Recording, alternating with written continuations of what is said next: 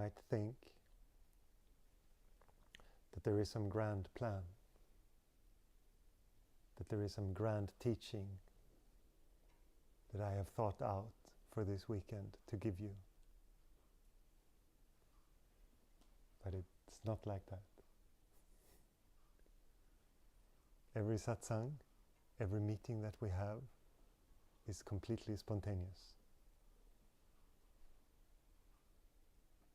So you are very much what makes the satsang happen. Whatever you transmit, or whatever you say, or however you feel. These are the things that we talk about.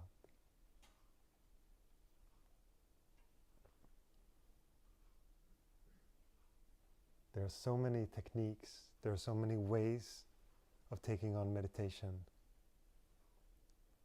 but they're only fruitful at the right moment. Do you understand?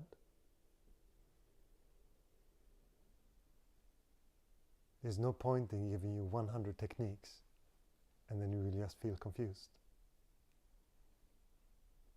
It's better when you ask and I say, look at this.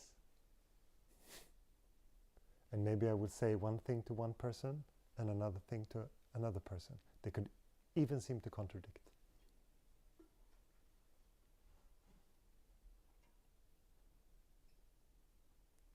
And this is just because everyone's path is different.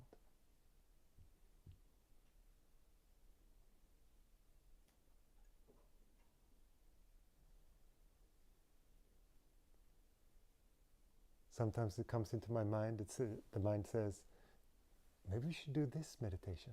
And then I come to the satsang and we don't do it.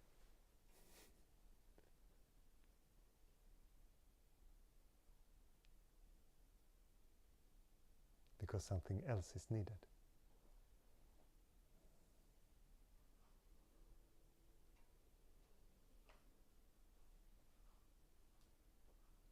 But this also makes everything fresh.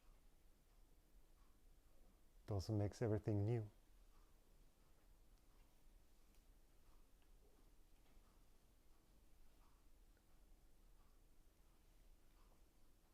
And when you ask a question, I will try to answer it as it's the first time I've heard it.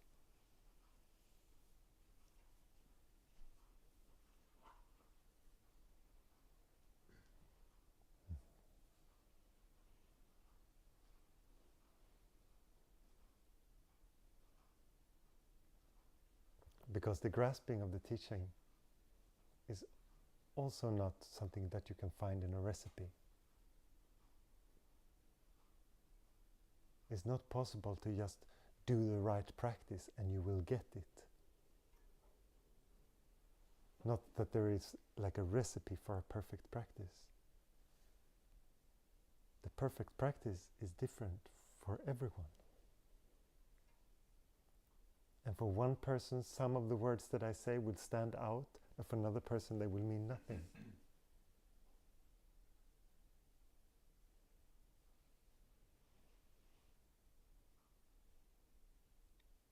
This is the beauty of teaching. And you can hear the same things over and over again with some different words, and one day they just mean something to you. Before you thought it was just some nice philosophy or something, and suddenly it resonates with you.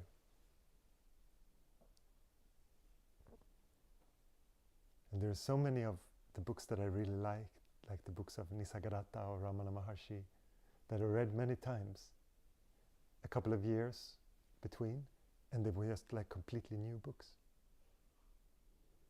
The things that stood out was completely different.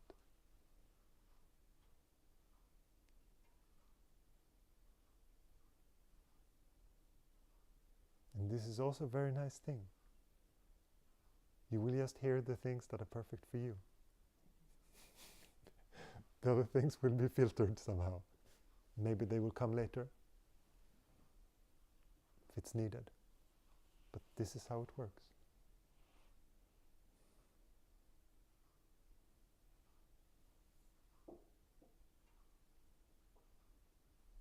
So there is not so much a question of right and wrong here. You understand?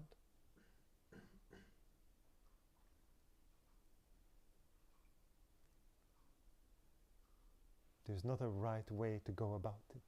The way that you go about it is the way that you go about it.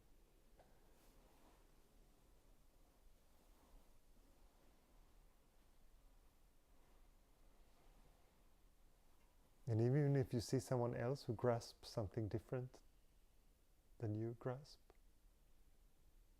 it has nothing to do with that you are inferior or something like that. You are where you are. You understand what you understand. And if you're very honest with that, the path will be very smooth. But if you try to become something that you're not, then you would take a great detour, because you're not honest anymore. And it can seem to be nice somehow to be ahead. The ego likes these kind of things, jumping ahead. But be very truthful.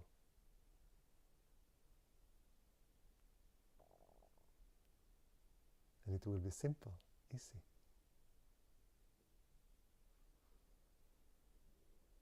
Maybe you have to give up some pride or something else. That's all right. It can sting a little bit, but it will be all right.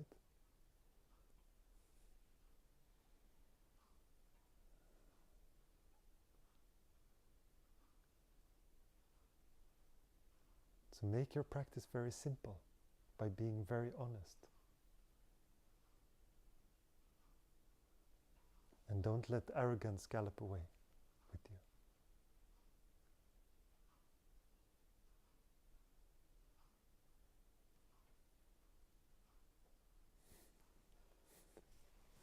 I'm trying to figure out this, we call it so many names, the spirit, the Christ, Whatever you like. I'm trying to figure out, I thought I'd been there, but I'm not sure anymore. And I have a question. Sometimes I go into a flow where everything else stops, and it's when I'm drawing. I can draw with a pencil or at work when I'm drawing in a computer, and I get lost track of time. It could pass a couple of hours and I'm completely into it and I don't analyze. Is that it, or is that something else? And that is very much an expression of beingness, this kind of flow passages. But even though there is that, there can still be the egoic mind in it. And it can come and go. It can come and go. Yes, if you do that for hours, it's very likely that the mind comes in sometimes and says, oh, this is going really good. It's going well. I like this. These kind of things. So there can still be identification, but the main sense that you have of it is that it's really flowy. And this is what the quality of beingness is. But most of the time you have to understand that beingness and the egoic mind, they are like a little bit interlocked. They are together like this because there is identification. Do you want to part them, or do you want to stay with them, to keep them together? It is nicer when they're apart, because it's ignorance that makes them be like this. Is that you don't see that the egoic mind is there identifying. And it always creates some problems with it. Even if you have some artistic talent, for example, and you really like the flow of that, but in the spaces between those flows, maybe you just boost your ego with your talent. You understand? So they somehow has this symbiotic relationship. But boosting the ego will always also, when someone says, but you're not that good at drawing, this and this person is better than you. Oh! And it stings. I'm trying to find a way for me to meditate, and I'm thinking perhaps that just drawing would be Yes. a good way. So that's why I'm Yes, but what you explain about it seems very meditative, but it creates this flow feeling, but it has also a limitation in depth, because you would never inquire, I think, when you're drawing, you would never ask to whom are these thoughts happening when thoughts are happening, and so you really don't go to the true source of it, but it creates this nice quiet place. Yes. So do you have any kind of tools that I can use to that would be efficient, that would be better? If it feels like it's difficult to grasp the looking, just look. Then you could also, what you could do is also, if you can sense a feeling of me in you. Usually people have an emotional center that feels somewhere like here, where you have a sense of me. And you can just keep your attention on that and just notice that it changes. And this noticing that it's changing is what will reveal that it's not you. Because you could not be changeful, even though there is belief in this. And the same things with the thoughts that say, that talk about you, who you are. They don't have to use the words. I say sometimes I, me, mine, but that's not really good, because they can also say it's a bad day, but it just implies that it's a bad day for you. So whenever thoughts have this, say something about, be aware of those and question them. To whom does this happen? This is going to the core of things in a very practical way. It seems that what you're looking for. And if you feel like it's too chaotic for all these things that we talked about now, you can just watch your breath. Then you just stay centered. If you run away with your thoughts, then just go back to the breath, so you can keep centered. This one-pointedness of the mind is a very important thing in meditation.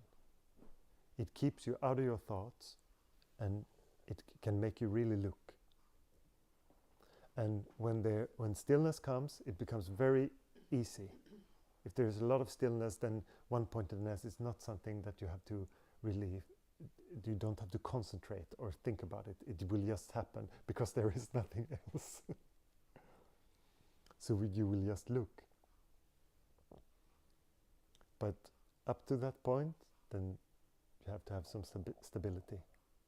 And you can have that by either watching the egoic structure emotionally or mentally or thought-wise. Yes. And the practice of questioning the I thought is a very good practice also. You can sit in your meditation, and every time a thought comes up, you can question, to whom is this thought important? Who is experiencing this? To whom does it arise? All these things. And this makes it can feel like you're making the foundation a bit shaky, because you're very used to this I foundation. And if you question it like that, you can feel a bit lost sometimes, but this is also a good part of it. It means that it loses its grip. And when it starts to lose its grip, that means also that all the thoughts that gets attached to this I thought, they also get weakened. So that's why it's such a great thing to go to the source of things. Because you can do things with the thoughts, but it's like a tree. If you just do it with the leaves, not much will happen with the tree. But if you affect the trunk, it will affect everything. And the trunk here is the I thought.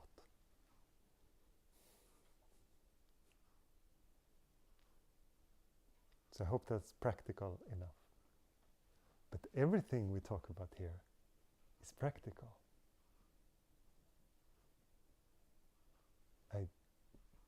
I don't think we touch many things that are not applicable.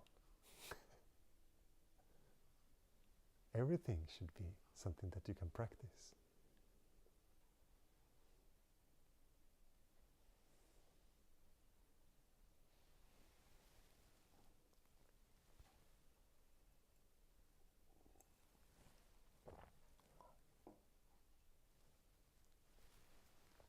And also watching your mind and watching your emotions, this is also a kind of inquiry. It becomes also a questioning of the ego. Because you don't take it for what the ego says that it is. You start to look and instead assess what it is. So instead of just believing the thoughts, you look at them and see how they move. This is a big difference in the approach to your reality. Because most people just take their thoughts as truth and they go with them. And the thoughts, they just play games and make things up.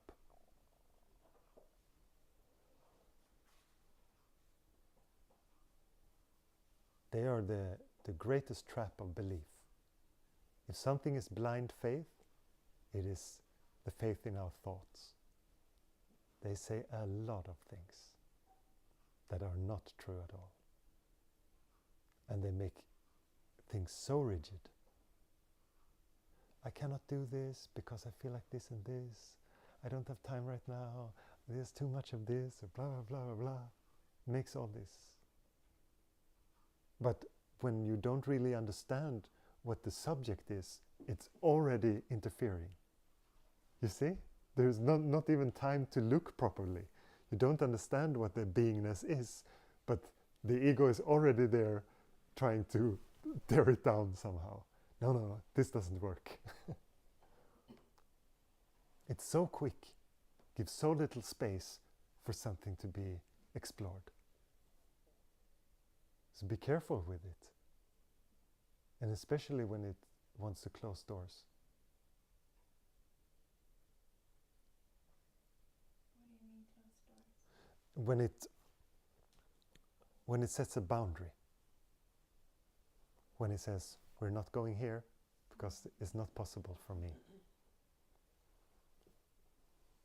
I don't have the right capacity or mentality or whatever it is. I don't have the right amount of experience. And then the door is closed. There is no criteria that needs to be filled. The mind might say so. It might say, I'm a beginner, not much is going to happen. There's not much chance of freedom because I just started out. It will take 20 years at least. You recognize this talk in the mind? But this is just not true. That is another, if you put those kind of criteria on your practice, then it's very likely that you also have to follow them. You understand? Even though they are nonsense. Because if you believe your thoughts, you believe your thoughts. But if you know that they can just talk rubbish and create all this nonsense, and you question to whom these thoughts are important, then you start to shift that. It changes everything.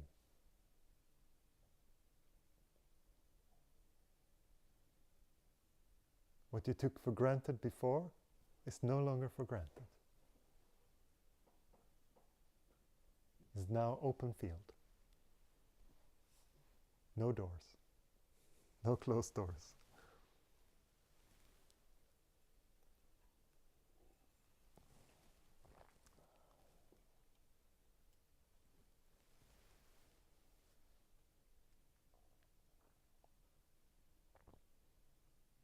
The mind might say that you have many possibilities in your life. But for beingness, the possibilities are endless. And that's a big difference. Because if you just allow the moment to unfold as it unfolds, without any restrictions, then also anything has the possibility to happen. Otherwise, very few things have the possibility to happen. It's just a few short spaces where you're open to something to happen. Those things are allowed. But if everything is open, then anything can happen.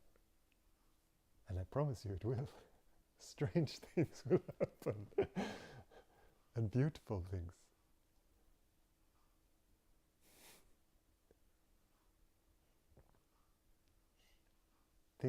Things that you could never imagine.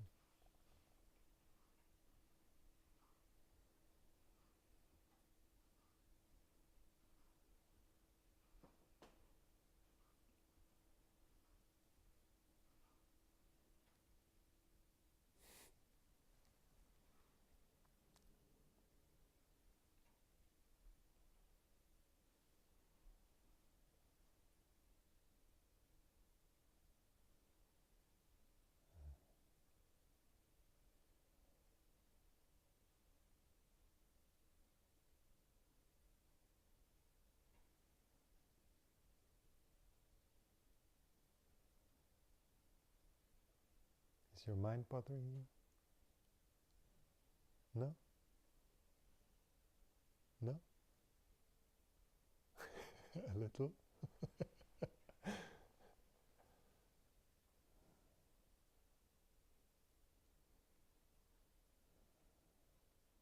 getting a headache. Yes. Up here. This is normal. Thank you.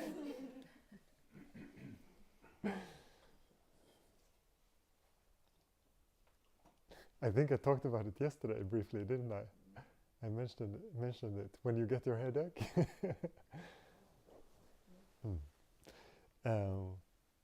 This is very common.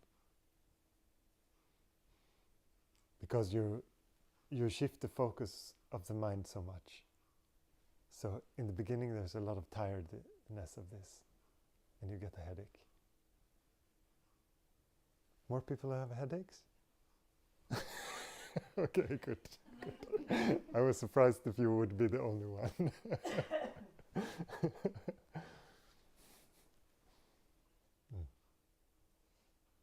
was thinking about the laws of the universe that some people believe that the thoughts attract things. Yes. This is the complete opposite. Yes. No, not really. Because what you think has influence on what you will experience. But you talk about this law of attraction. Yeah, law of attraction. Yes. Yeah. Just something that flew into my mind. Nothing I'm giving much weight. But Yes, and there is a sense of truth to that things work like that. If you're really on the lookout for a specific experience or thing or something like that, then the chances, if that is on your radar, that you will focus on that and that will happen more. But it has very little to do with happiness. But I think that it's sold very much like if you just get the things that you want, you will be happy. But if you ever gotten the things that you wanted and you noticed that you feel happy a little while and then you start to look for something new? Because the egoic mind is restless, so it won't be satisfied. If that would work, then the richest people on earth would be the happiest. But they're apparently not very happy.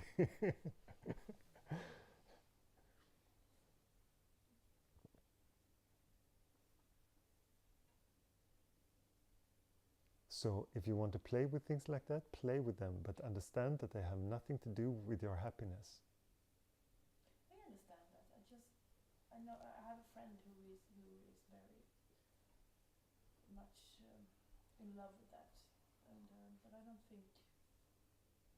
But it's not my thing. I will tell her. You won't be happy. Only if she asks you.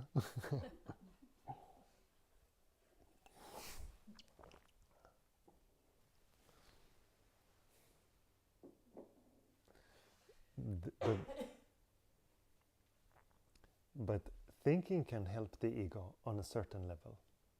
I also want to talk about this a little bit because we can sound here that we're so dismissive of the egoic mind.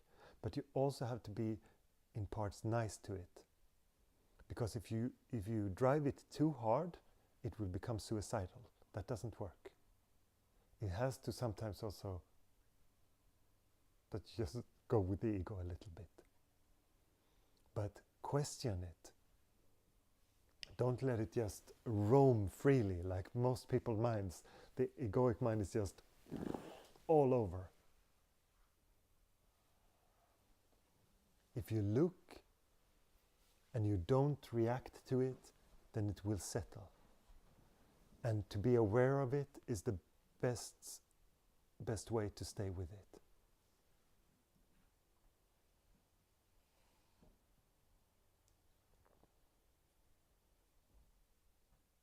And if you have extremely low self-esteem or you all the time feel like a victim, then it can be nice to say, you're all right. There is no problem. You're good as you are. But that is just has to be also a phase. And when the egoic mind is more mature, more crystallized, we should say, it doesn't really get mature. More crystallized, then it becomes time to chop the head.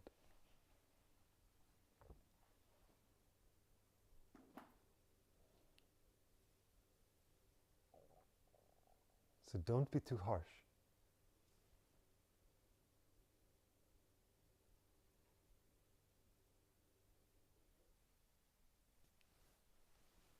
Jag tänkte om du ville ta det på svenska, för jag tror att han som... Yes, I know that Casper has left. I just thought that I would continue in English because I record this. Okay. So there are more people also that I know that are non-Swedish speaker. So if it's all right with you, you can always ask in Swedish and I can explain, or I can answer both in English and in Swedish if you want to. I'm very, very well aware that Casper is gone. If it's all right? Good. No question? No?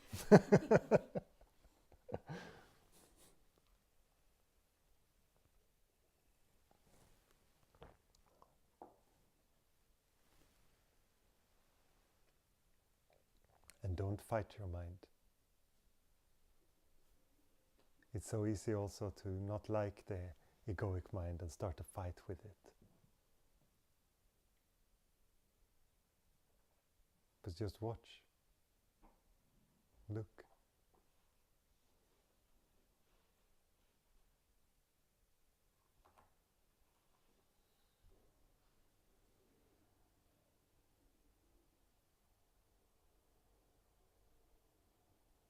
There's just more separation to fight with your mind.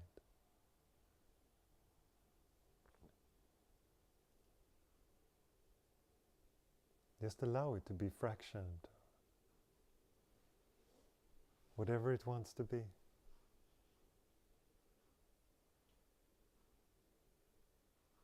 Allow every piece of it, every broken piece of the mind.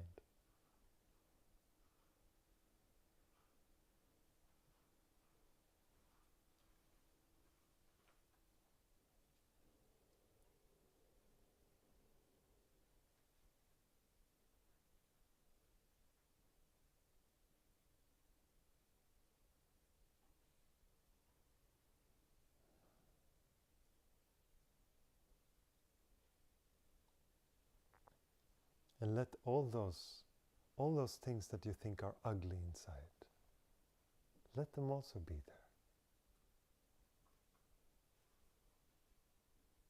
Be with them. Allow them.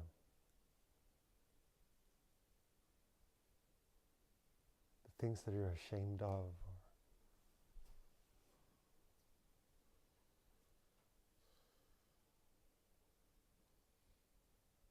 It's not about amplifying your good qualities. It's allowing everything to be as it is.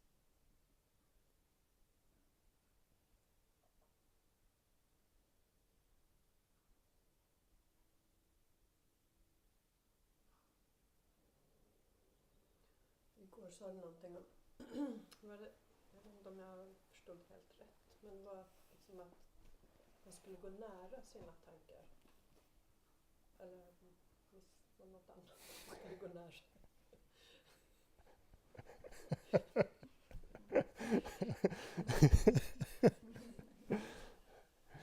Jag pratar om mind, tror jag. And inviting. Jag vet inte. Jag förstod inte riktigt. Okay. Because yeah, I think I know what you're talking about.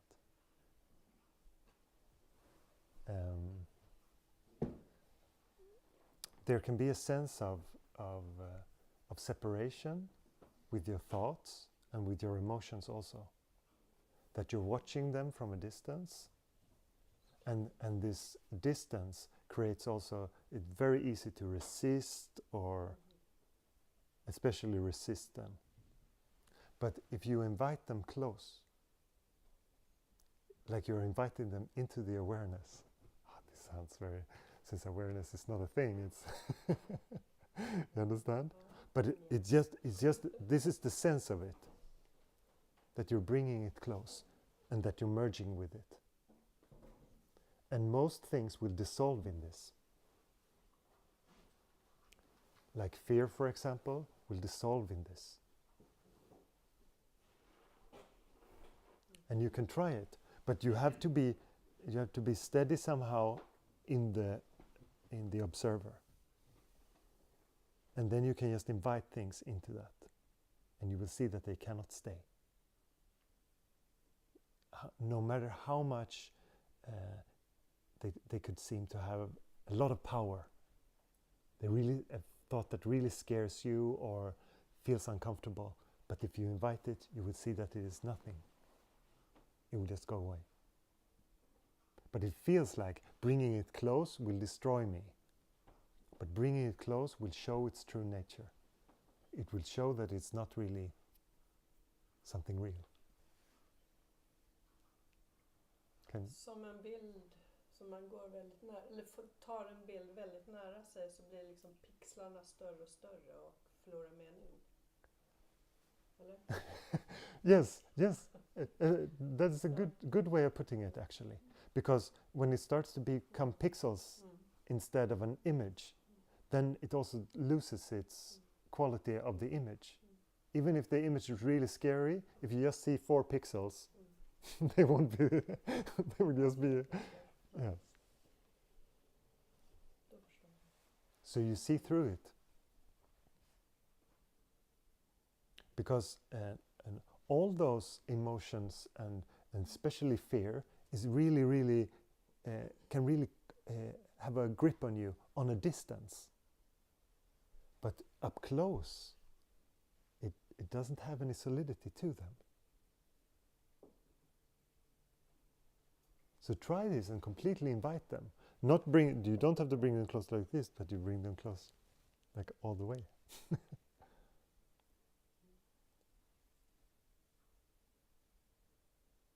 You allow yourself to completely become. You become it, but you're not taken over by it. Because that is not possible in this.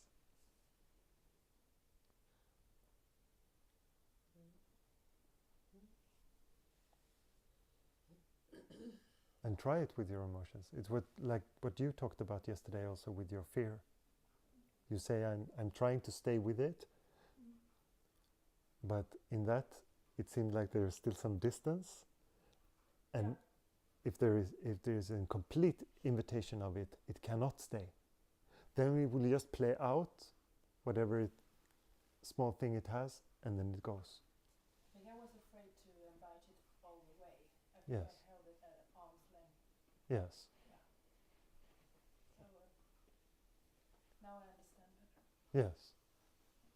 So it can completely merge with you.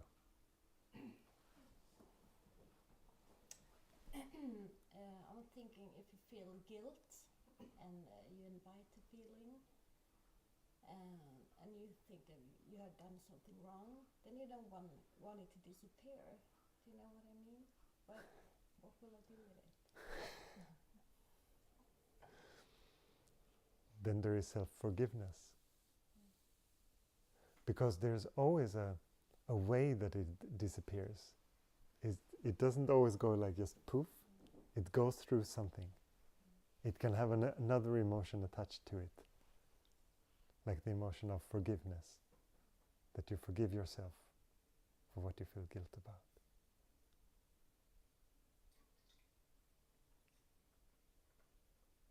And this is very natural in us. Our emotions play like that. And they often come out when we feel this, and we feel that this release comes, it often comes with tears. It's also the best way for it to come out.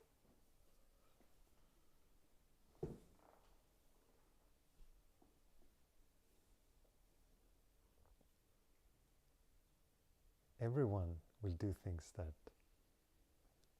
they might regret, but the great capacity of forgiving, that is an act of love, an act of self-love. Because no one benefits walking around with this guilt.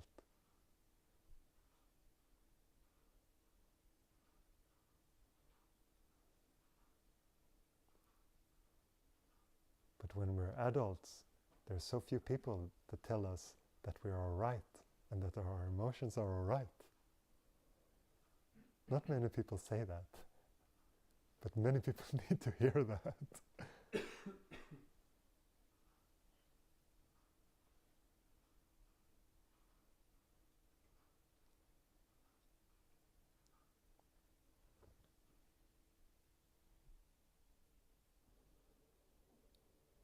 I was riding the bus a few weeks ago, and someone had made some graffiti on the back of the seat, you know, like the kids do.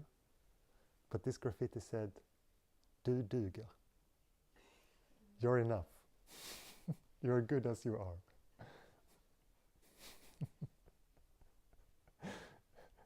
This is beautiful graffiti. The best graffiti I've seen.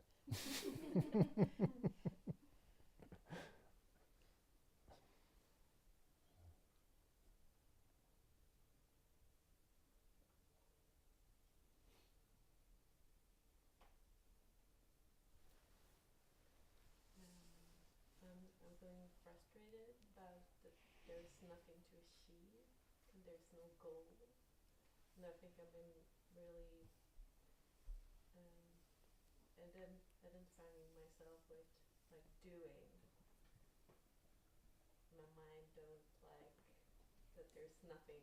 No. But this is made. It's completely set up to make your mind frustrated. Because if we would just feed into your mind, we would say, there is a 5-step program that you can do. If you come 5 of these weekends and you do this practice first and this practice later, then you will achieve freedom in the end. But if someone tells you that, they're a liar. You understand? Yeah. So that's why we have to go about this strange business of making the mind frustrated, because we have to be very truthful here. Because we call this satsang, and it means together for truth.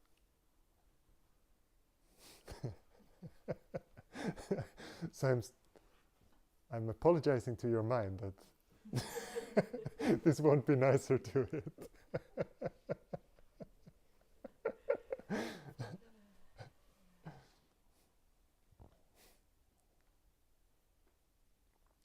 But this is not personal development. This is impersonal development. If there is such a thing.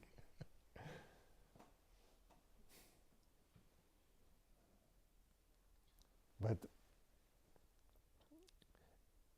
because there's nothing to gain for the mind in this.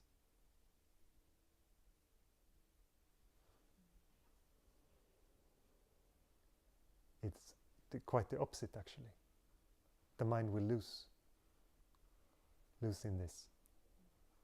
It will lose its grip. And that is a good thing. But the mind will tell you differently. And it sure does.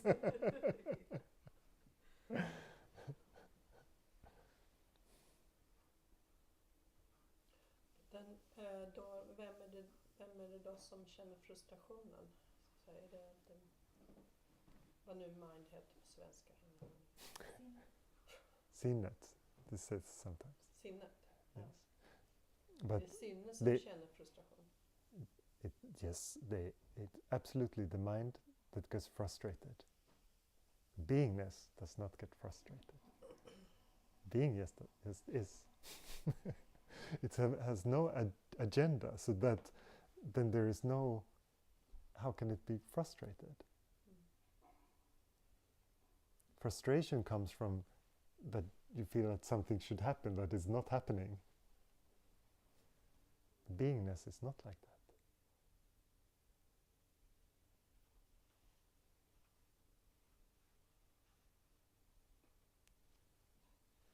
I always have this when I'm going through something that I'm thinking about, okay, what can I get out of this? How can I, and I'm reflecting, how can I be a better person because of this? How can I get better? Should I rather just say, this has happened and I accept it and now I'm not there? Or is it good to still reflect over what I've been? I don't really understand. It's most of the time it's when I go through something that's hard in my life that I don't like, like the accident with my child or a workplace that I don't like or something like that. And when I go through it, I always try to reflect on it. How can this make me a better person? How can I grow from this? How can I take this with me? Yes. But maybe it's better to just say, this has happened and is it now it's gone. I don't want it in my backpack, even if I can see the bright side of it. Yes, to stay positive with it and learn from it can be very natural also. There is a natural thing to that. It's not that you just have to cut that completely. Because beingness itself, the fragrance of it, is very positive. So positive things are like very close to it, you could say. So it's not, and this is also a little bit to be nice to your ego, you understand? To comb it in the right direction. Because you can always cut the ego. If you start to understand a little bit about it, then you can start to cut it. But just be careful with that transition. Don't make it too harsh, because then. And the ego and the mind, those are two separate, or is they together? Are they the same? When I use the mind, sometimes when we talk about ego, I use the word mind, but mind is also the whole capacity of thinking, and there's also a very neutral, practical mind that has nothing to do with identification. That is also mind. So that's why I sometimes use the term egoic mind, because that means the part of the mind that is identified, that you call me.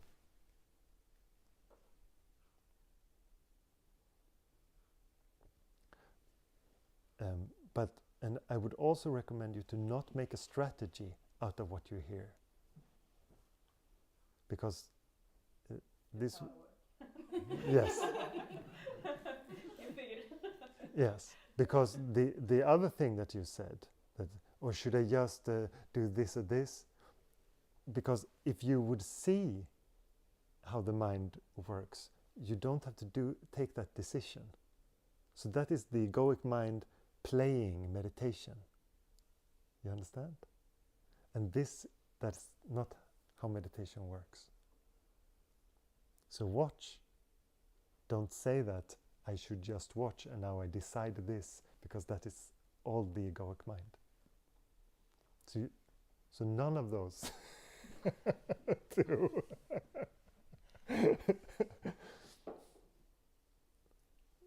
Because you don't have to change things. I know that this is hard to grasp, but you don't have to that's why I say you don't have to fix yourself. You don't have to change yourself. You just have to understand who you are. And that will change everything. But it's not through fixing or changing. The most important is to look at the one who creates everything. The point where you think that you are, and that looks at everything, and that creates your world. If that changes the slightest and gets more harmonious and more still, then the world changes.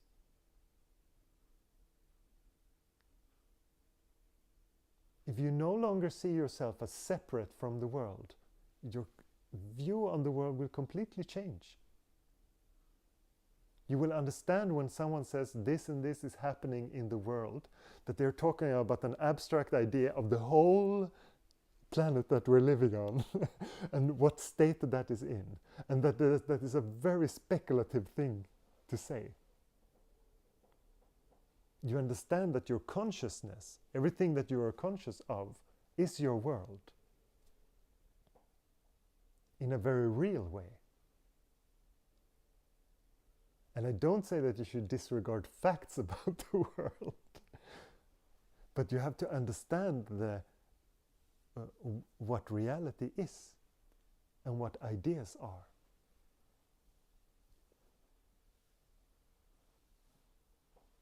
Because we believe so many things from our mind. And we look so little at what is.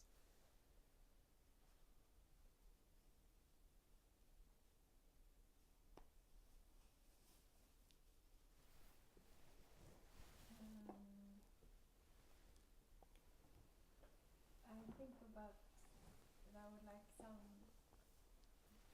tool or something how I can invite more trust, because in my daily life I have a tendency to like overplan things and think that I'm in control of it, and I guess that comes out of fear and not trusting that everything will unfold like it should, even if I don't Yes. detail stuff. Mm. I think this is a very common thing, that we don't trust the universe to be good. And also since many of us haven't grown up with believing in something bigger than ourselves, we're in this, no one believes in God. No one is religious like that. You don't have a natural trust in something bigger. So that makes also how I grew up with science and academics and believe in yourself. You can achieve anything.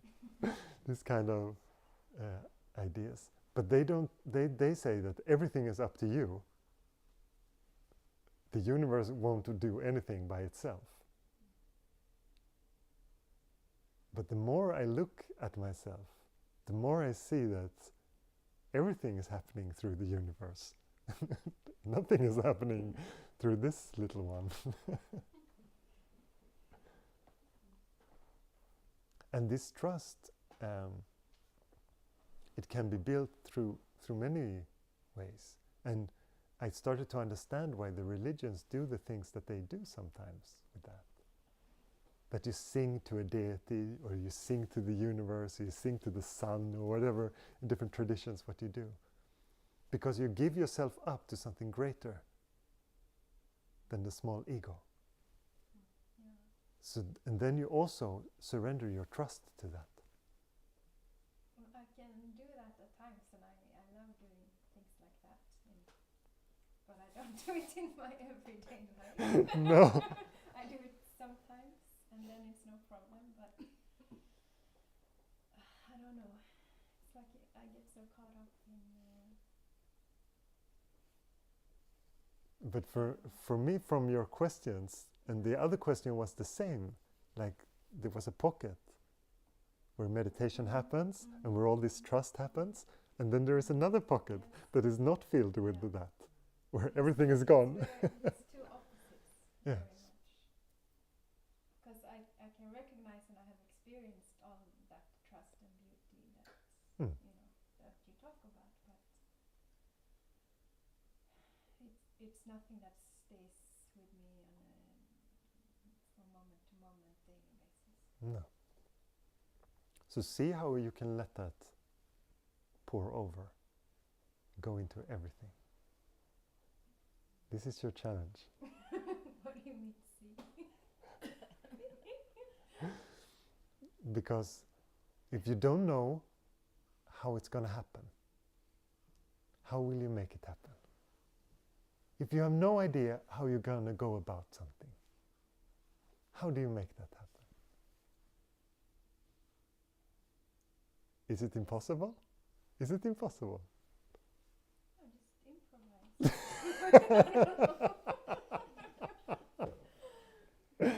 There is a great way. There is a great way. And it needs trust. So it's also a very good thing. And it's just saying, universe, I have no idea how this is going to happen. How these two worlds are going to merge. Please show me. But I've seen so many people believing in that, truly believing in that, and still there is no change, which makes you disbelieve in it. Yes. But it depends on where your faith is put. Because most people who pray in some way, they just have a very blind faith. They have no connection to it, really. They just want things for the egoic mind. Isn't that it? Please, God, make my child not sick anymore. Because that would be nicer for me. You understand? Yeah, but in the situation I'm talking about, it's where they're in a life situation where they hate the work, they hate the place that they're at, and they just say that I don't want this, I want something else, and I know that universe will give it to me if I'm just focused, and there's no change. No. And this is a person that this especially two persons, and I have a lot of faith in them because they are meditating, they are in it, but they still can't change their they're still in a bad place. Yes. But this is because they're not real with the situation. Because if you're just asking for things that you don't want, like you said, I don't want this life anymore, I want the universe to show me a new life, nothing will happen in that. But if it's a very specific and like in your case, like just a lack of faith and how it should spill over into everything, it's very real things. It's not some fantasy that the universe is going to fulfill. It's just very real things. And the shift is not that something physical is coming that's going to make your life perfect, because those are not the right premises for this. That is not understanding how things work. But a switch, a small switch in faith, that is very possible. And how to have your meditation spill over in every part of your life, very possible. But to say, I don't like my life, I want to reset, I want to restart, give it to me. That's not going to work. How are you going to do it? If you feel like I hate my life, I don't like my work, I don't like anything. Yes, look at the one who suffers all this. Look at the victim of all that. Because that victimhood, that is the problem. The life itself is not the problem. There are going to be hard times, there are going to be all kinds of things will happen. But if you know who you are, then you will not suffer. But if you're ignorant, you will suffer it all. The universe conspires with us in that way. It shows you that you don't understand who you are, so you have got to suffer. And when you understand who you are, you will suffer less or suffer not at all. So it's the universe is very clear with these things. So don't change the word outside, you change. There are so many people who have tried, and on different scales. Like Hitler really tried to take over the whole thing and change it into his perfect idea of what it was. And that is, as you know, one of the most terrible things. So what we do when we do that is that we're small Hitlers. Understand? We're just projecting everything outside and says, if more people would be vegetarian, it would be a better place to live. Why are all these people eating meat? Or whatever it is.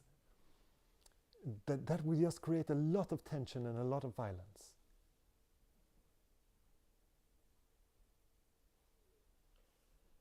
Maybe I need to lose something to gain something also. I don't talk about me, but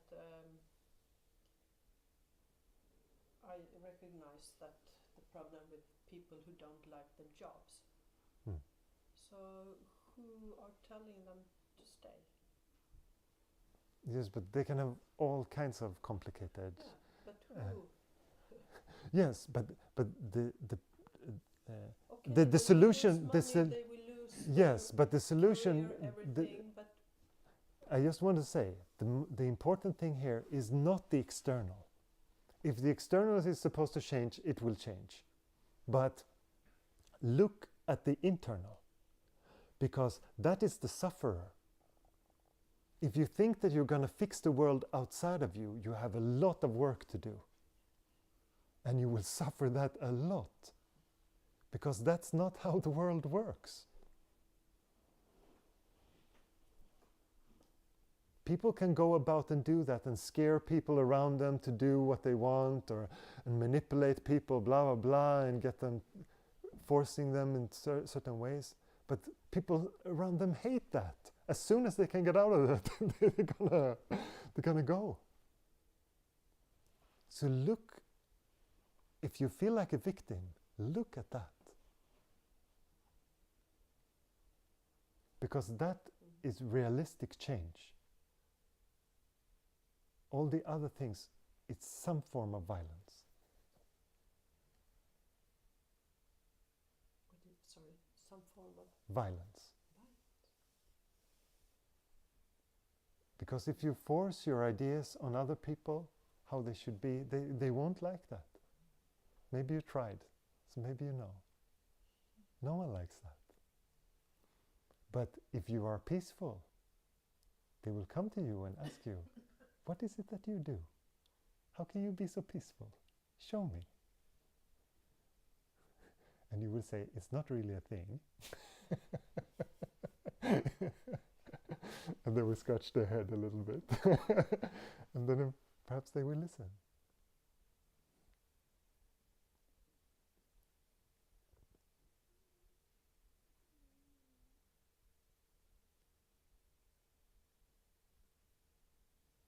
And everything will happen very organically.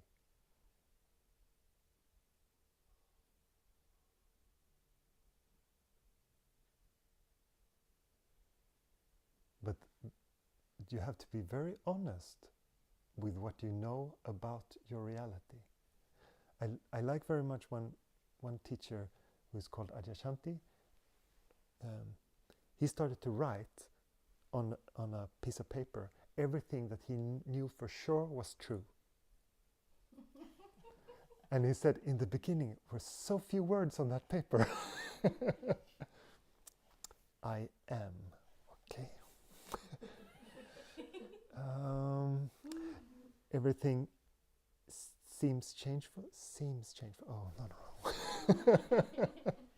Okay, I still have this I am.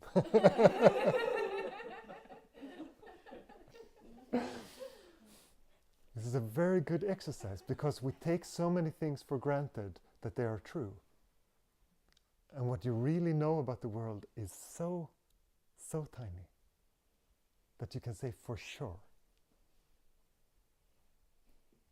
So if you like it, try it. Try.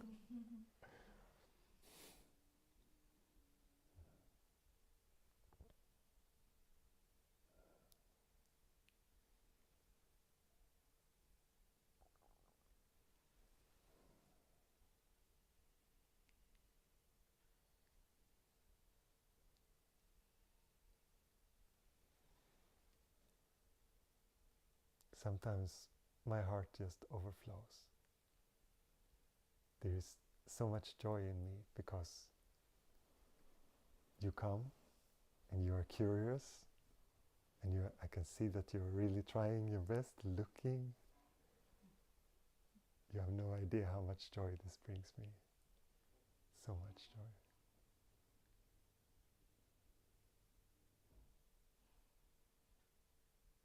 This is the greatest work. If it's work even.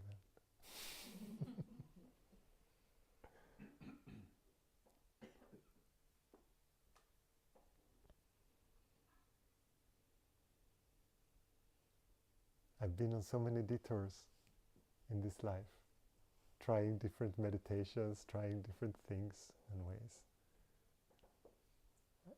And I thought at some points that it's just terrible how much time I put into meditation.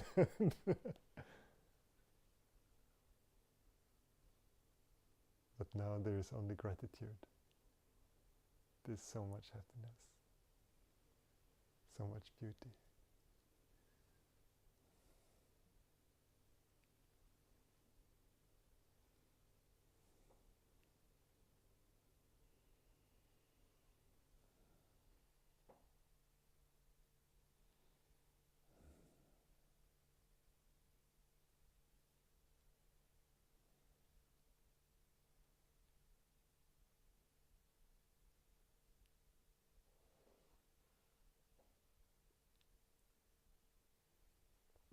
Can do so many practices, but it all leads down to one thing: be as you are.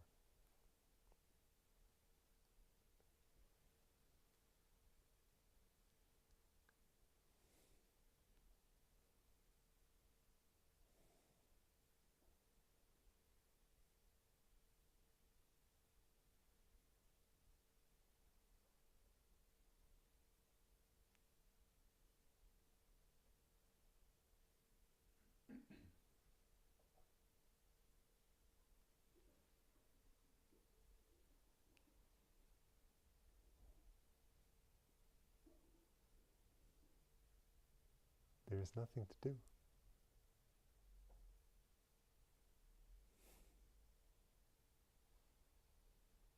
There is no one to fix.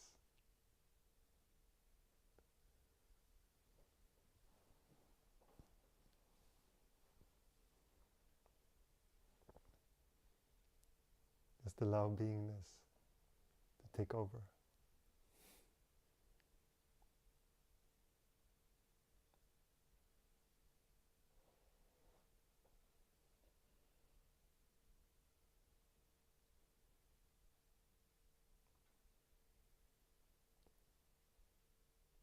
Because beingness was driving the car all along.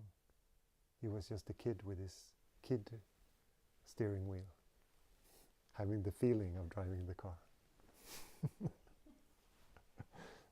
After a left turn, you said, "Oh, I turned left." After a right turn, you said, "Oh, I turned right." This is mind.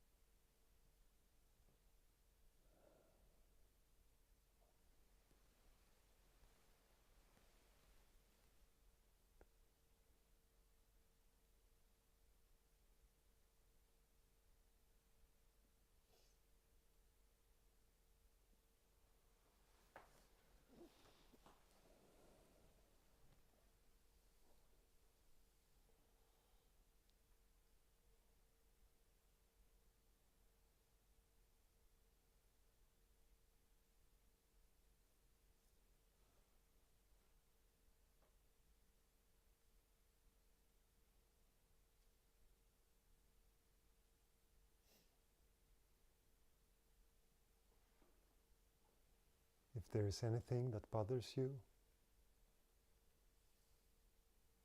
or if there's any obstacle,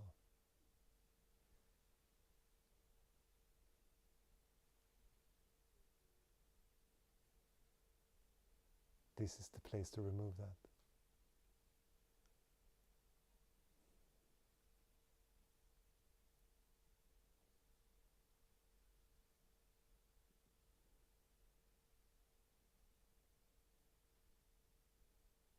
If you feel at peace, then good.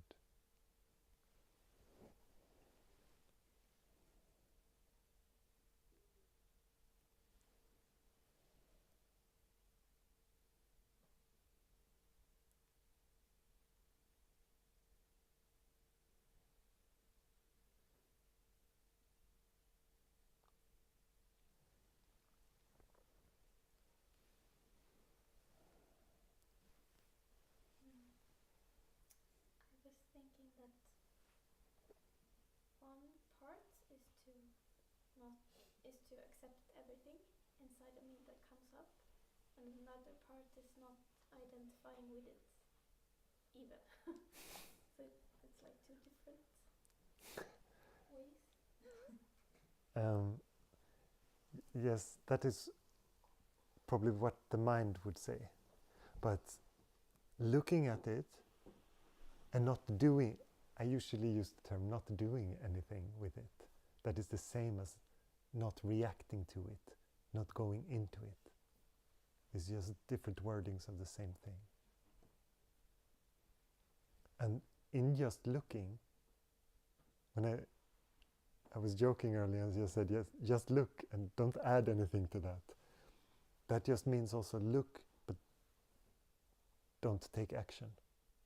Don't go into it, don't react to it. So that is just one thing. It's not two things that you're switching between. It's all contained in this looking. But it is so simple that the mind gets confused by it. Because just look sounds like it's too little instructions. So then you hear not reacting to it. Okay, I have two things now. Look, not react. But that is just looking.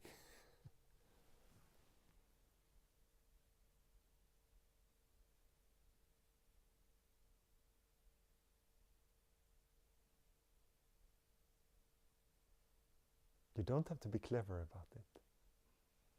It's much better to see what it is. You start to watch, and you will notice.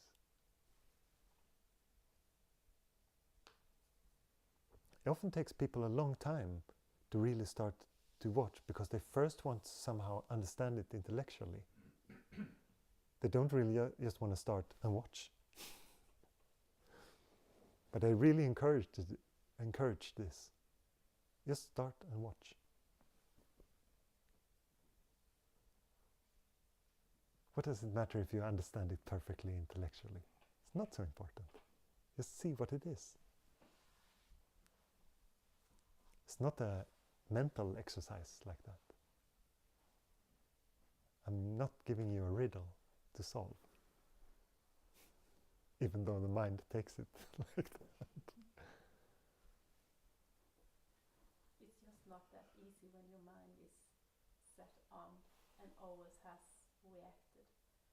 So it seems very easy when you say just look, don't react, but it takes a second and then you're reacting. Yes. And to not control that with your mind to stop reacting, it's kind of hard. Yes, but this controlling of it just amplifies it. Yes. It just creates more thought. Yes. That's So right. so you don't have that tool. You don't have anything. no. But the good thing is that when you start to notice those things, as soon as you start to counter-react to your thoughts, that just amplifies them. Okay, so that's not the way. That's why I say that stillness is a good indicator that you're really watching, because then the mind will start to calm down.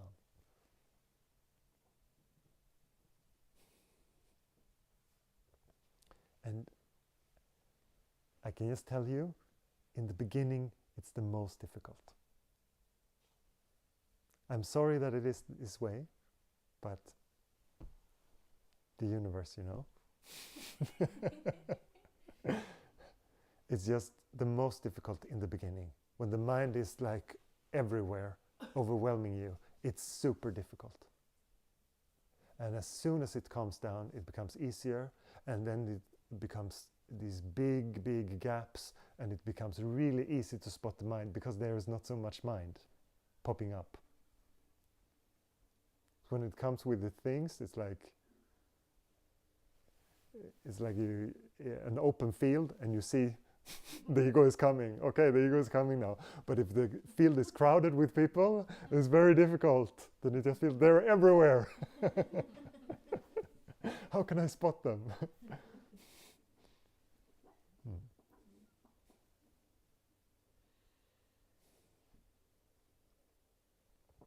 But it just gets easier and easier and easier. In that sense, at least.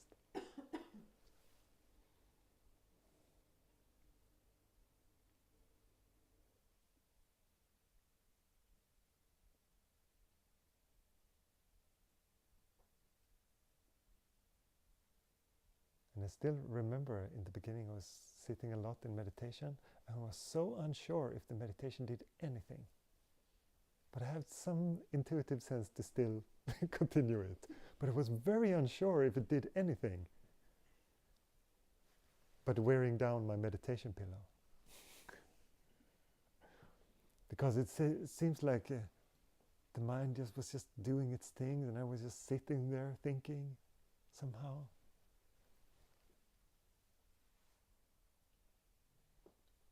And then there just came some point where it was very clear that the mind started to calm down.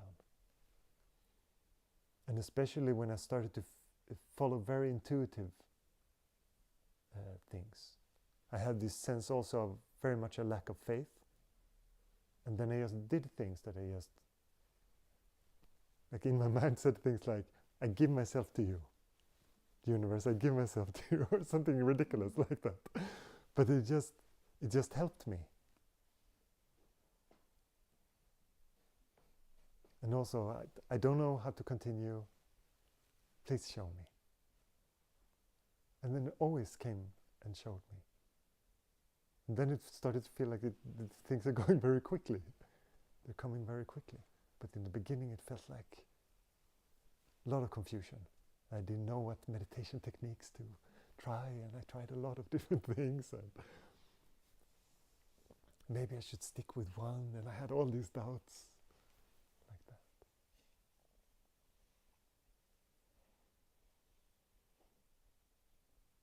But I'm very happy for all my detours, because I can tell you about them now.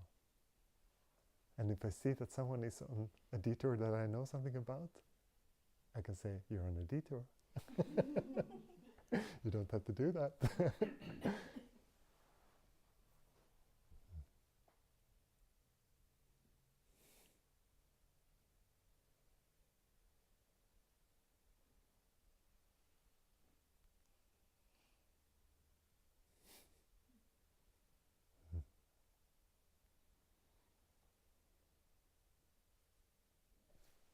I have tensions in my shoulders. That kind of bothers me as takes time, takes focus from meditation, because I all had to move and cracks and all these sounds from my shoulders. Is that also common? I'm not normal, that's what You are normal. Is there someone who experienced any kind of pain in their body? You see? Normal.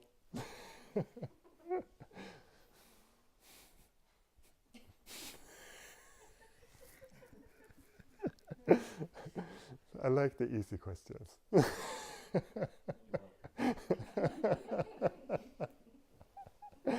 there a purpose in sitting the way you often meditate, with your leg crossed and without the chair, and I have back pain, so I can't handle it. 5 minutes and I'm gone.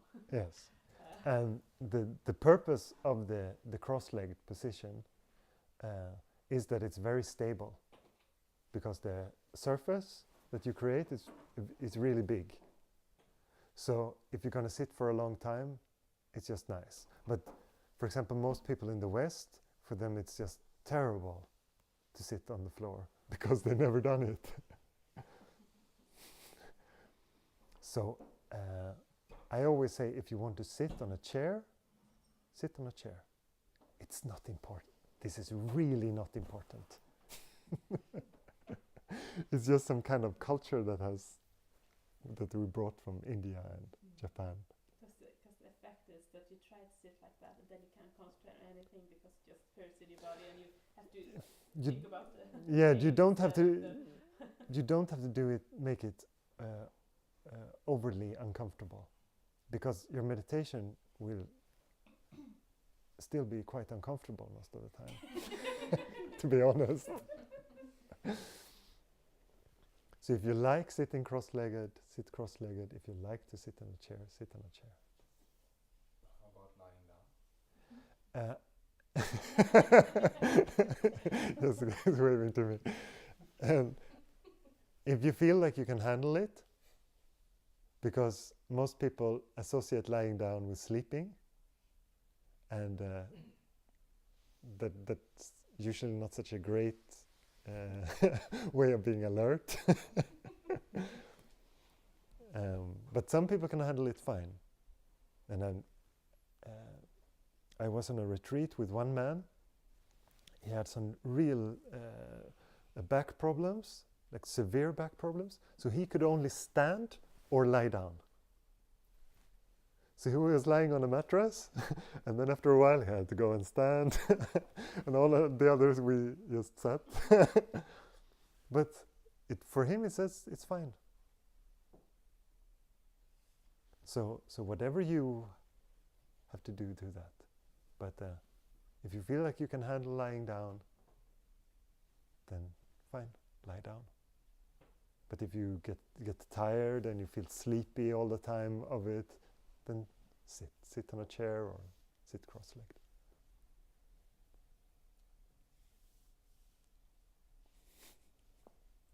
How long is meditation? Time.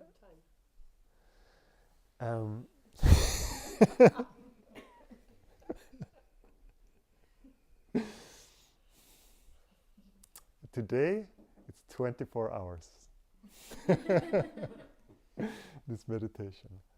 But I would recommend, if you're not very used to sitting, I would recommend like 20 minutes, 30 minutes, something like that, every day.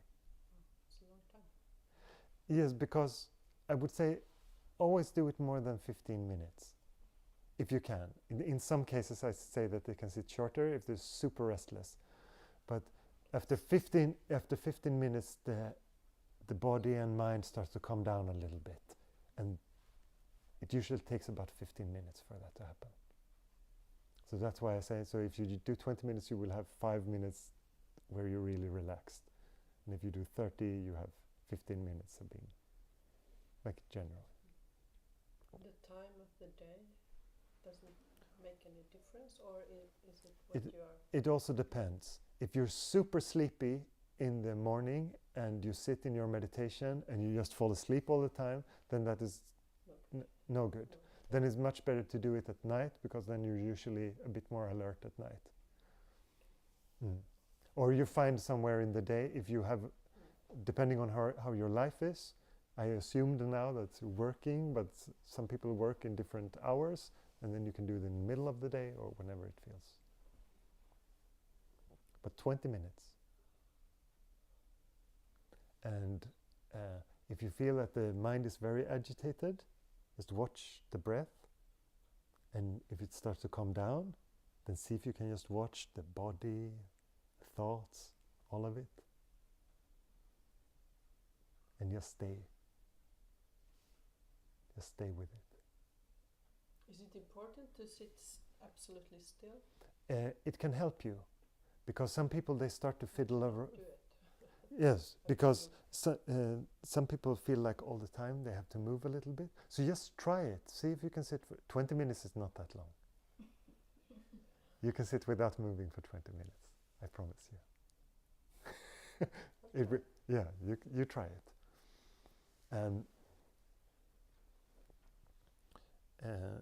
And of course, if it starts to be very painful, then please move.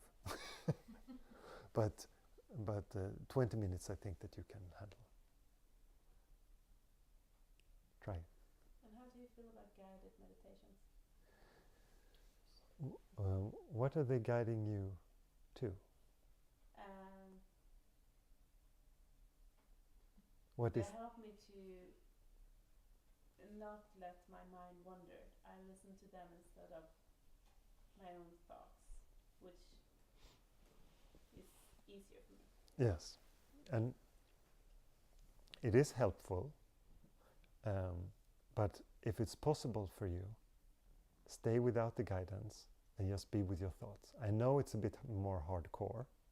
It's a lot more hardcore, but it's also, the benefits of it are bigger.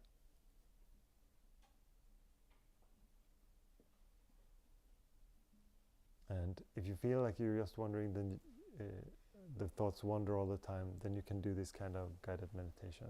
But in many cases, they are just, they seem to be mainly focused on just calming you down, and not so much focus on meditation.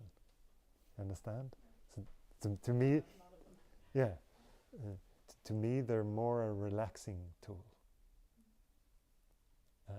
And this can be very good for many people. I'm not saying that, but it doesn't have that much to do with the deeper aspects of meditation. But if you just want to relax everything, they're great. So it depends on your purpose also. Some people want to go all the way. Some people just want to be a little bit more calm on the surface. It's also fine.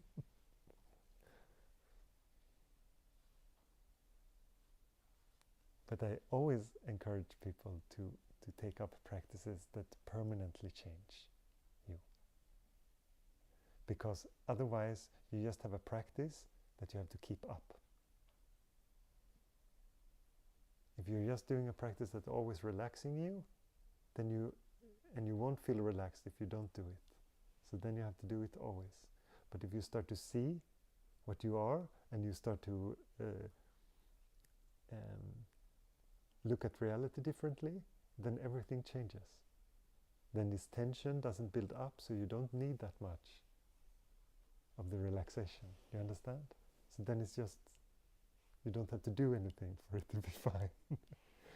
So I think that this kind of practice that permanently changes you is much more fruitful. Most practices actually, when it comes to yoga and meditation, just relaxes you. And this is also is a very valid step, and it's a very good thing to be relaxed.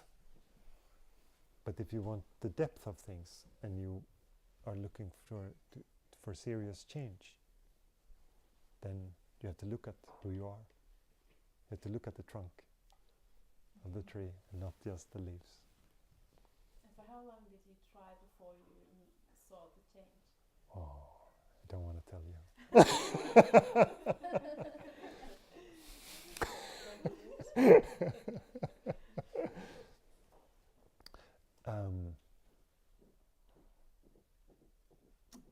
I think it varies a lot,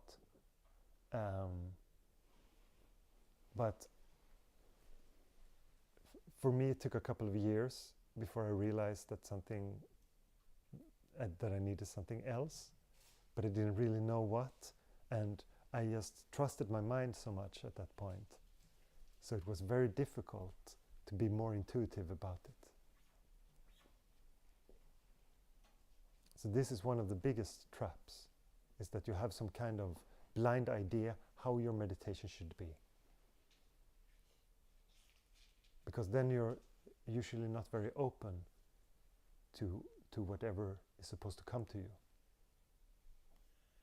I felt many times in my practice that it felt very dry and that it didn't really have any life in it. I didn't really understand what that was for a long, long time. Maybe this is just how it's supposed to be, but that never went. Many other things came and went, but this dryness of the practice. And then I started to notice that I didn't have much faith. I didn't trust the universe. I thought that everything was up to me. I have to work hard. So I just worked hard and worked hard and worked hard, and not much happened. And then, as I said, I met a beautiful yoga teacher, Raya Krishna, and I talked to him, and he said, how is tell me about your meditation. How is it going? And I said, it's going quite good. I get some silence, but I'm still quite worried. I worry about things. And he just looked at me and said, that's just lack of faith. Like it was the most obvious thing ever. And for me it was like, yeah, but I don't really know what that is even. I tasted the word, but it struck me very hard. And I understood that this is what I'm lacking. So then I just tried different things. I tried singing, and I felt really stupid in the beginning. And I also had so much difficulties with it. I grew up with a father who says that religions, they have the cause of all the wars in the world, and everything evil comes from religion. And I started to feel very religious in the things that I wanted to do. I wanted to sing with the people, sing to God. And I started to really feel like a fool. But then I also noticed in these, I started to go and sing kirtan with Nina and Boris and other people, and I started to notice that this dryness in the meditation was going. I didn't feel like that anymore. I didn't feel like I had to do everything. Suddenly it felt like the universe is working with me. It's dancing with me here. And when that door opened, it was much, much easier. I think that was the biggest break for me, this faith. And I was so careful with it, because I thought I'd seen so many bad things in blind faith. I saw people acted in different religious people, and they just had these strange ideas that they were following in blind faith. So I just wanted to keep it really, really simple. I just said, I give myself to you, whatever you are.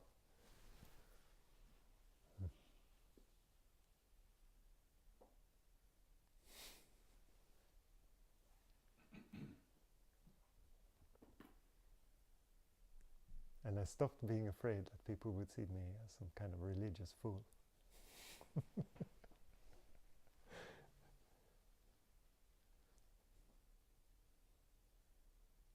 I'm joking about that before I was a normal working person trying to be a monk, and now it feels like I'm a monk trying to fit in normal society.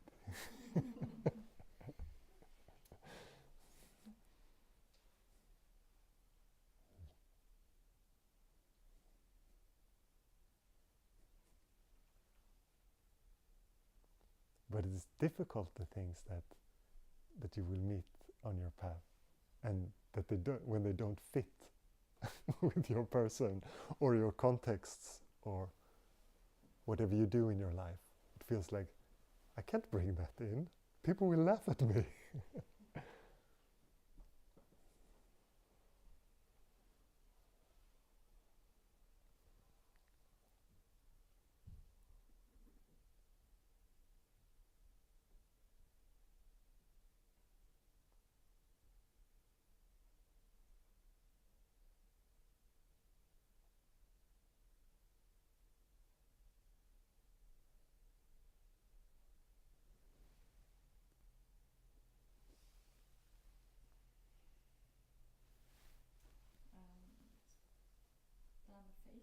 Det här med faith. Något konkret, kan du konkretisera det? Något exempel? Alltså att hänge sig åt universum. Med något vardagligt där man kan tänka så. But it's not really a fix. It's not a strategy to solve something. It's more because this dryness that I felt was there all the time. Because it was distrust.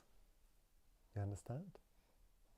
So it... Alltså att du inte litade på universum. Vad är universum?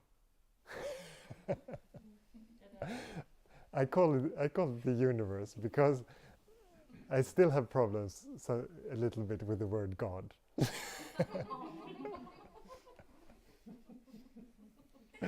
Because people put so many things into that. They make it some kind of entity. For me, it's more like the universe.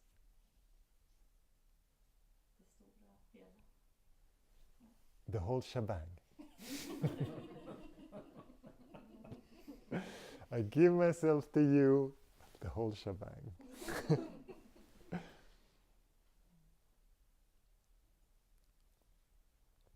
And this trust of it. And I'm sorry that I cannot give you a specific moment. The specific moment is when you feel that you don't have trust. You understand? That you feel distrust. That is the moment to give yourself to the universe. To let go. It's of course a letting go. On the thoughts and egoic. Yes. Because in that, it also says letting go. I merge with you. Show me. Whatever you want to tell it. All these things have the same, they're all impersonal.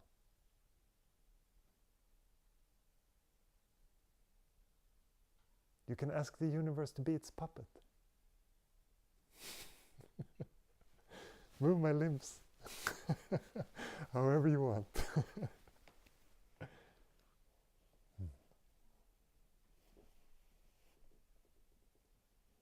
Let the words come as they come.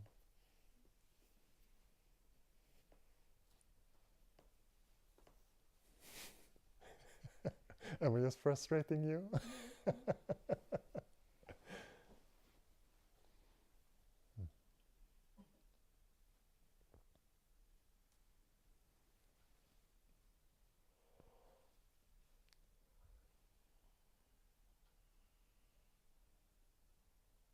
I think it will come to you if you sense that you lack it. That is the way. Pardon? If you sense That you lack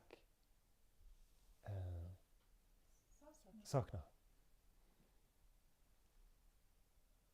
When you lack faith, then the longing for faith will come.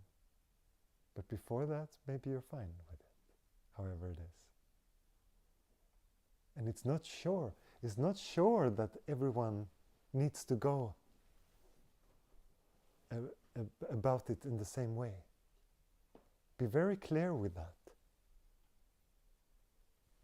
Because your view of your faith can be completely different from where I came from.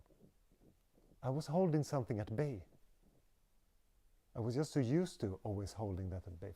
For someone else, they can just very naturally assimilate that into their practice. It just comes and it just happens. But for me, I had resistance, so it became very big. You understand? So don't look to copy that the same experience is going to happen to you. It's not going to happen like that. It's different for everyone. And some people are very much this bhakti type, very loving and they like to give and they like to serve and they like to sing to God.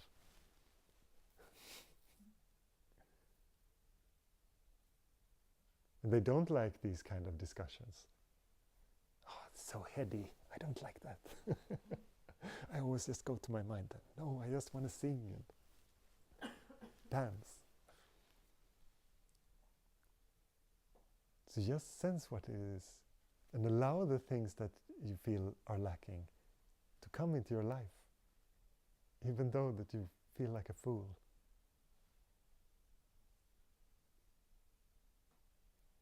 How do you feel today? Do you still feel lonely? Or do you feel that you found company with you in your faith? Travelers that are by your side that you can share with? Yes, I feel very much held. And Ingrid, I told her many times about this. We call it Guds famn. Guds famn. The to be held by God like this. Do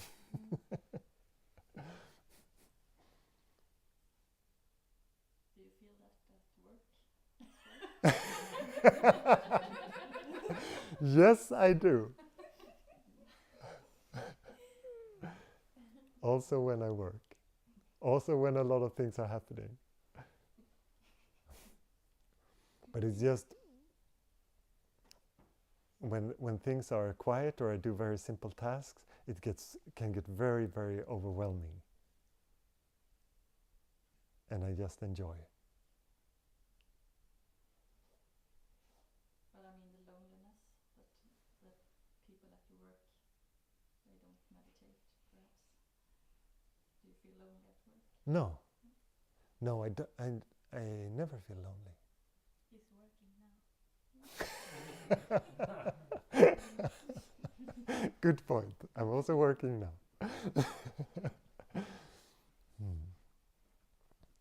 No, I had a very strong sense.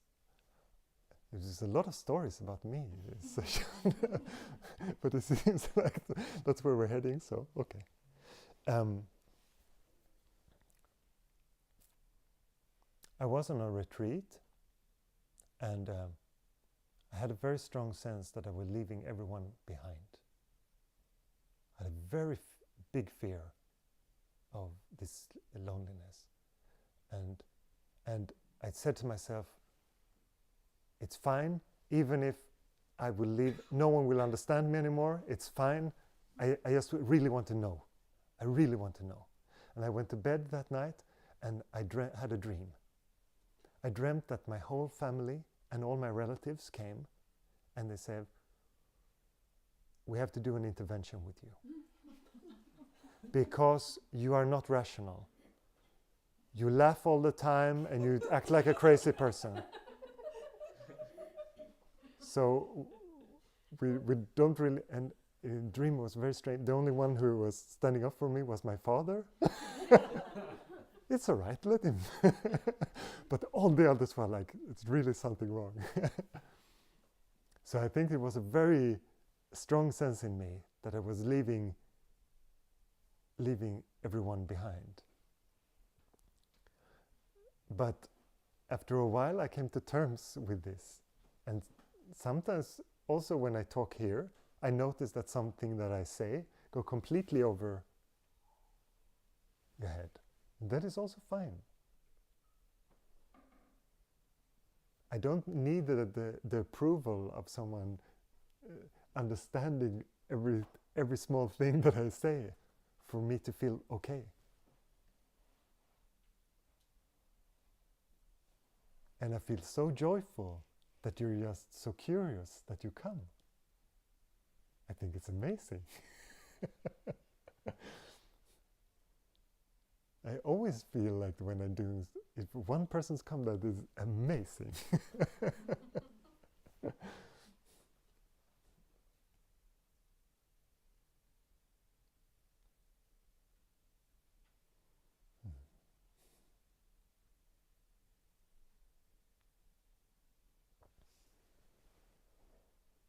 So no, there is no loneliness. I feel so much at home.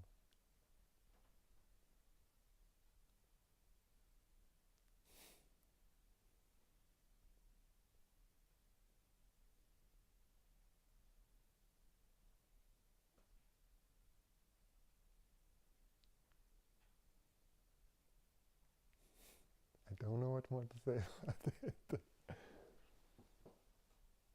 Maybe it's just in the start you feel loneliness when you're Yes, confused. yes. But I have felt lonely a lot in my practice. That I want to be also very clear about.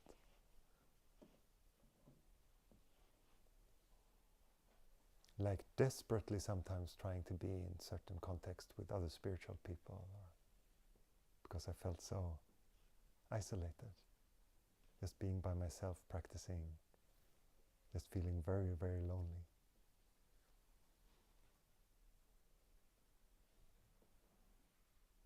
Men hittar du inga sådana sammanhang då?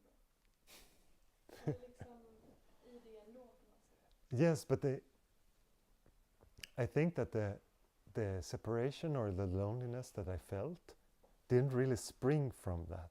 I was looking for a while for a really good spiritual friend, someone that we could walk the path together, like a girlfriend or a friend, whoever, someone that would hold my hand and walk with me. And after a while I understood that is not, I really tried that, but I understood that it's not possible.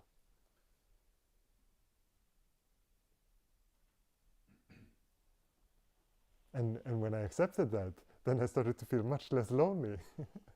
Because then I just knew that, okay, I accepted how it is. Because loneliness is also a non-acceptance. Because you think that there should be someone who is not there, somehow. That is loneliness. it's a sense of lack. And if you accept that this is how this path works, that you walk it alone, then it's fine. But it can still be helpful with some support and people you can talk and share Yes, experience with. it's a great blessing to be in an environment like this with a sangha, as it could be called, like a group of people who are interested in the same thing. And if you have friends like that, to say that that is not helpful would be a complete lie. That is very helpful. But to think that someone in sangha is like the chosen one that's going to walk this path, maybe they will for a while or in a certain way, but they will always have another need, or they need to take more of this path. And even if you would be a couple, they would still go. At some point, you would still feel, oh, I'm as lonely as I was before. This person didn't complete this. So that's why it has to be given up. But the sangha, like to be in a context like this, is very, very helpful. Because all of you know that all these other people are also interested in this, and they have the same direction and the same intentions. So it makes you feel also very safe to talk about things, and you understand that the people are here to expose themselves, and they can feel very vulnerable, and that's all right, and all this. So the Sangha creates a lot of security like that. So can be great support.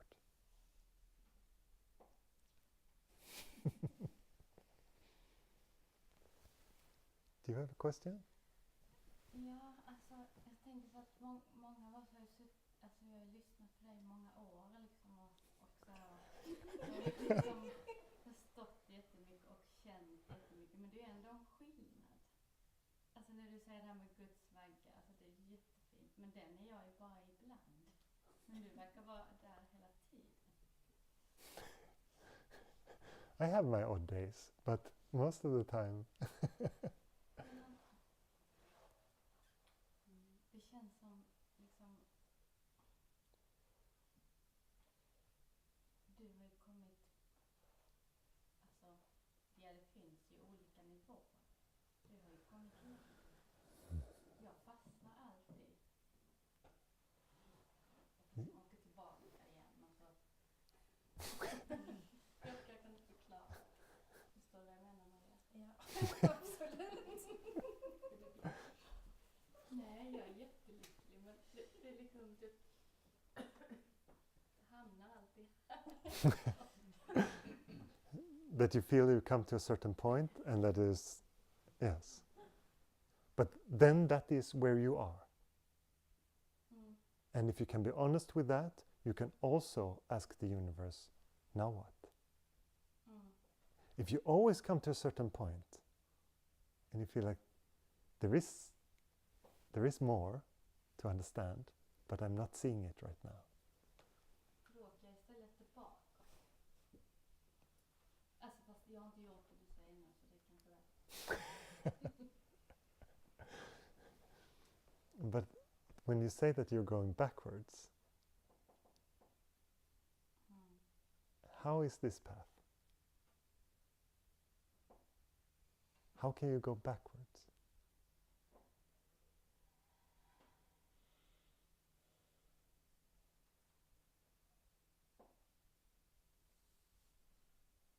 What is it that you're losing?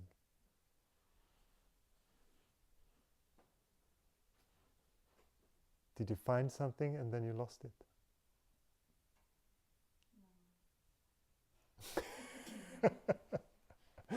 because no, but the words that you choose tell a lot about how you view things. You understand? What you believe in. And when you tell me that you go forward and then you go back, that is something that you believe. So that's why I'm questioning you. Do you understand? Det känns som man ändå måste hålla uppe. Alltså jag vet att man inte är det man behöver, men exempel som vi pratade innan funkade det jättebra med mitt jobb till exempel. Men sen liksom tappade det.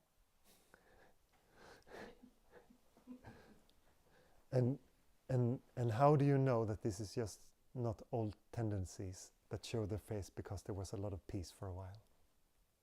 So it might actually be a great progress, but you just label it, I'm going backwards. This is the most common thing that people do in their practice. The mind gets still for a while, you get harmonious, you can feel meditative at work, it goes into everything, and then you just... Jag är lat och så mediterar jag inte, så tycker jag att jag är jätteduktig. Alltså det går så bra ändå. Nej, men för mig tror jag att jag måste, eller jag behöver liksom meditera för att hålla, eller för att få det att funka. But I question what is it that you're trying to keep up? What is it that is falling?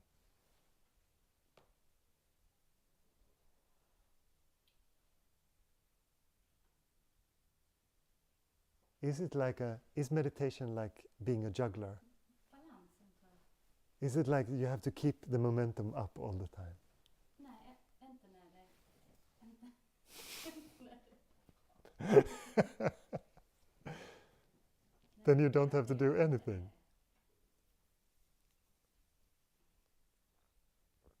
So watch the one that goes into these things. The ones that says now it's going backwards. Who is that happening to? It's more important than the actual sense that you have that it's going backwards. Much more important is to whom it's happening.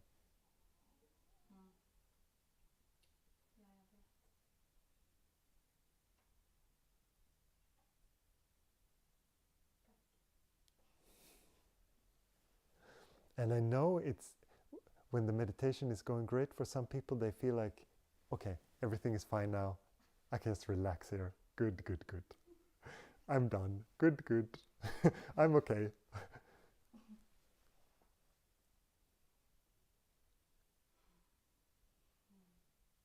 But why not, if you're in such a good place, why not go all the way? Why not look? Really look.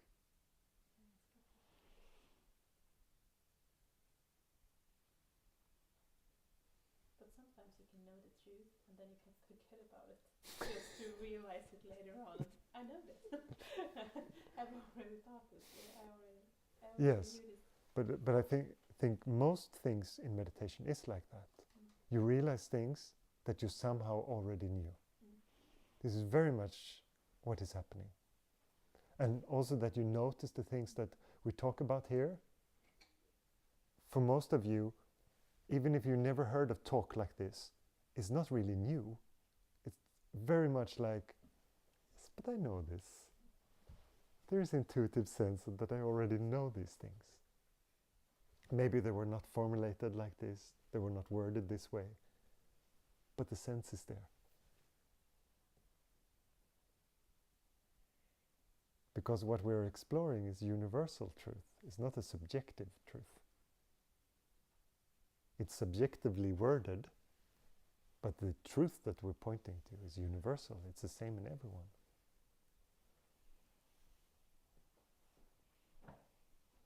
And every meditation tradition that is serious has this focus.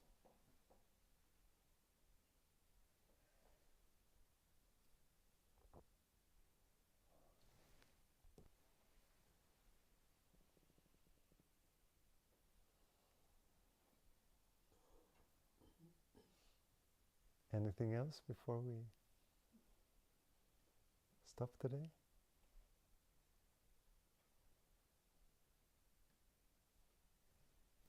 When did you realize the self?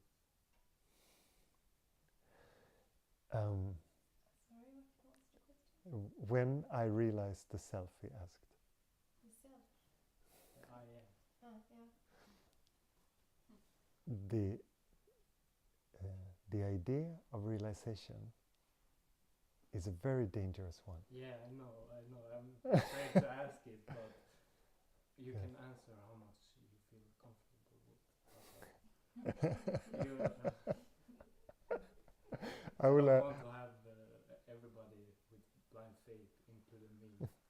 No, because this idea of realization, I want to discard this a little bit, because it just gets into, especially in non-dual traditions, many get so focused on the realization as a goal that the mind just goes nuts with that.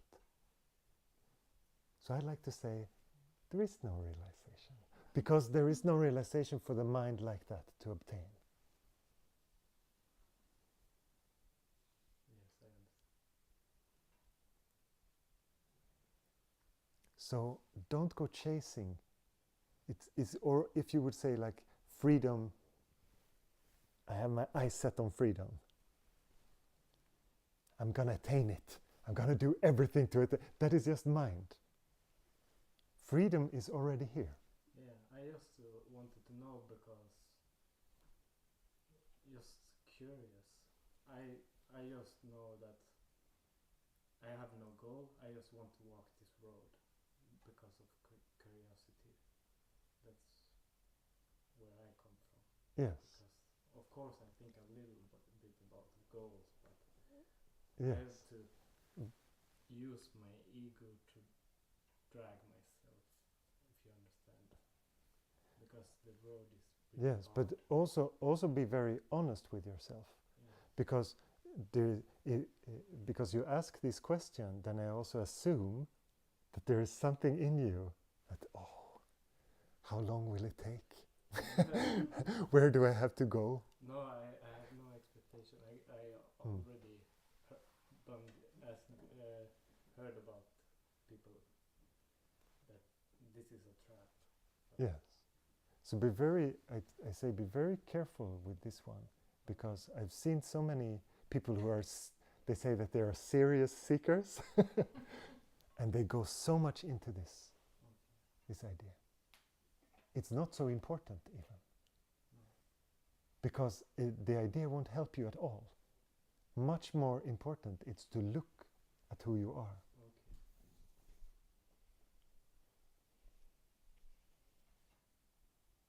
See where peace is.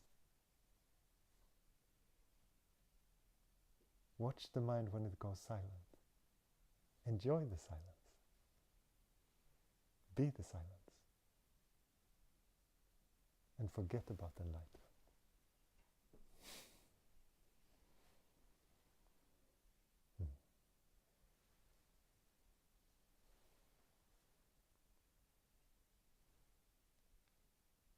Good answer?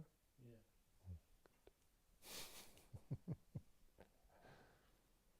Anyone else before we stop today? You feel tired? Challenging day? Yes. Good.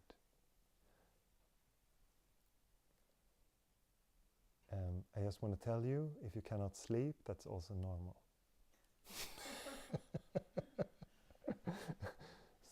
So I won't get the question from Robert tomorrow.